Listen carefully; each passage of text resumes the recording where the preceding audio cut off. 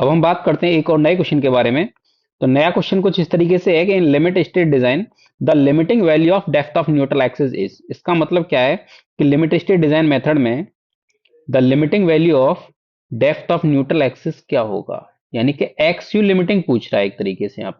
यहाँ पर ये पूछना चाह रहा है एक्स यू लिमिटिंग क्या होगा। तो एक्स यू लिमिटिंग को समझने के लिए हम लोग समझेंगे एक फिगर के थ्रू। हमारे पास एक डायग्राम है, जैसा कि डायग्राम आप देख रहे हैं यहाँ पे। इस डायग्राम के थ्रू हम लोग समझेंगे इसको। इस डायग्राम में देख रहे हैं ये क्या है, सिंगली रीइंफोर्स्ड बीम है। अब सिंगली रीइंफोर्स्ड बीम के अंदर सेक्शन दे रखा है हमें ये वाला, और ये स्ट्रेन डायग्राम दे रखा है, दो चीजें दे रखी हैं। अब ये जो डेप्थ ऑफ न्यूट्रल एक्सिस, ये आपका एएसटी दे रखा है यहाँ पे, और ये बिर्थ दे रखी है, और ये डेप्थ दे रखी है, और ऊपर से यानी कि ये कंप्रेशन फाइबर है और टेंशन फाइबर है। टेंशन फाइबर के मैक्सिमम से लेकर के न्यूट्रल एक्सिस तक की जो डेप्थ है, ये न्यूट्रल एक्सिस है की डेप्थ है, इसको हम लोग कहते हैं एक्सियल लिमिटिंग। एक्सियल लिमिटिंग मतलब limiting depth of neutral axis, यही इस क्वेश्चन के अंदर पूछा गया है। तो इसको कैलकुलेट कैसे करेंगे? इसको कैलकुलेट हम लोग क्या करेंगे कि ये स्ट्रेन डायग्राम दे रखा है।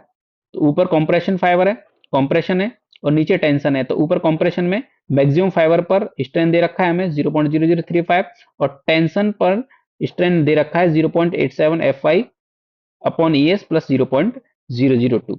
अब हम क्या करेंगे, इस सिमिलर ट्रायंगल का इस्तेमाल करके, यानी कुछ इस तरीके से 0.0035 अपॉन में x u limiting is equal to 0.87 into FI upon में ES plus 0.002 divide by d minus x u limiting.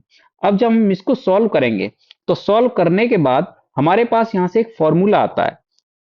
तो वो फॉर्मूला आता है कुछ इस टर्म में, x u limiting is equal to 700 upon में 0.87 into FY plus 1100 into whole का डी। तो ये फॉर्मूला आता है निकल करके यहां से। तो जब ये फॉर्मूला आता है, तो इसके लिए हम जानते हैं हमारे पास कुछ ग्रेड्स होते हैं, है ना। ग्रेड्स होते हैं जैसे FE 250, FE 250, FE 415, FE 500, FE 550, इस तरीके से कुछ ग्रेड्स होते हैं।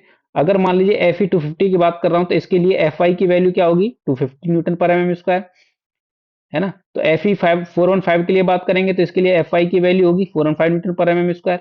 FE 500 के लिए हमारे पास जो वैल्यू होगी FI की, वो 500 न्यूटन पर mm स्क्वायर होगी। इसी तरीके से सिमिलरली FE 550 के लिए बात करेंगे FI की, तो FI की वैल्यू होगी 550 न्यूटन पर mm स्क्वायर, है ना।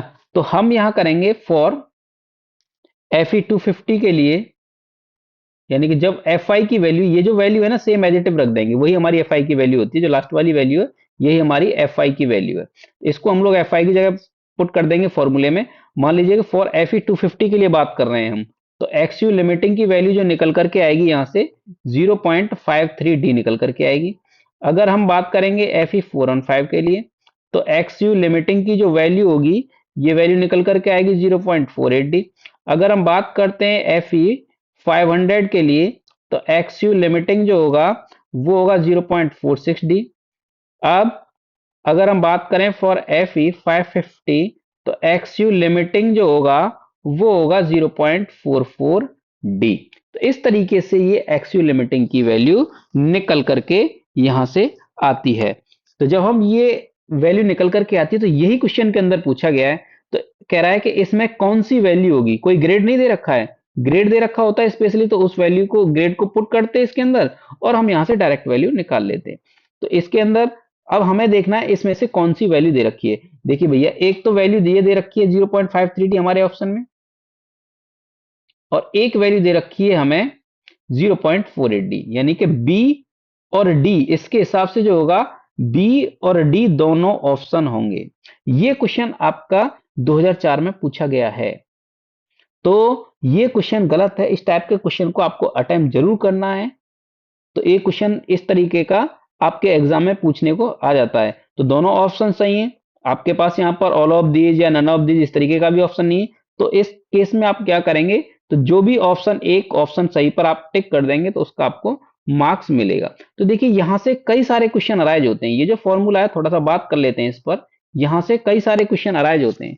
क्वेश्चन एक तो अराइज होता है कि एक्सयू लिमिटिंग किसके ऊपर डिपेंड करता है। एक्सयू लिमिटिंग जो होता है वो डिपेंड करता है ग्रेड ऑफ स्टील के ऊपर। क्यों क्यों करता है? क्योंकि केवल इसमें एफ आई की वैल्यू दे रखी है।